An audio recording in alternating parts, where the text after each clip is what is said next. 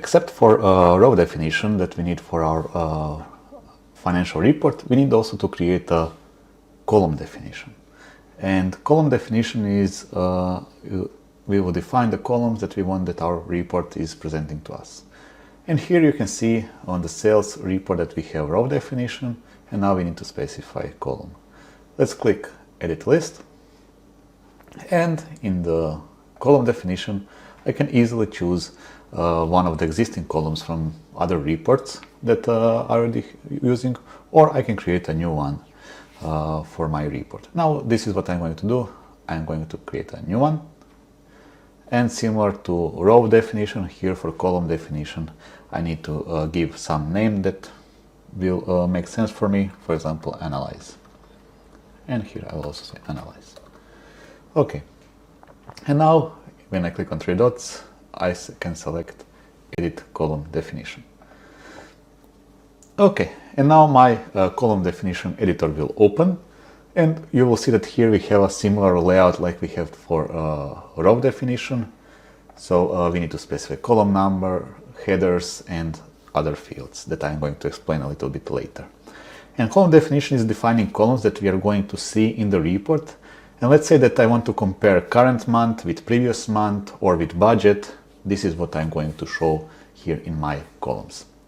And first thing first, let's set up the first column. So it will be column number 10, and column header will be current month. So I want figures for my current month. Okay, in the column type I have various options like formula, net change, balance to date, year to date, fiscal year, and so on. Let's stick with net change. In an entry type I can specify, do I want to have actual transactions like ledger entries, or I want to compare with and use budget entries from my budget module. I will stick with entries. And in the amount I have amount type, I have option to show net amount, debit amount, credit amount, and so on, or for example carbon fee and CO2 because of a sustainability module. I will also stick with net amount.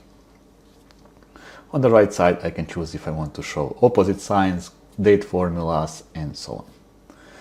Let's create another column. So C20, I want to have last month. Everything will stay the same, but now inside the comparison date formula I can find and set, okay, I can define what period I want to compare. So for example I will say -1 month. So this means it will go 1 month from the date. Okay, let's now in the column 30 deduct those two. So I will say difference last month. It will not be a net change, it will be a formula. Here everything will stay the same, and the formula will be C10 minus C20, right? Because we want to deduct those two. Let's then bring our budget. So C40, I will say in column header, let's track budget, and in the entries I will choose budget entries. Okay, and then I want to have difference between budget, and I can do this also by using formula C50 difference budget formula, and then my formula will be C10 minus C40. So this is now my column definition on my report, and then I can go back and click OK. And now my sales report, sales financial report, has both row and column. So to see how this looks like, I need to click View Financial Report, and my financial report will open. And here I can see that this is my sales report with row definition, column definition.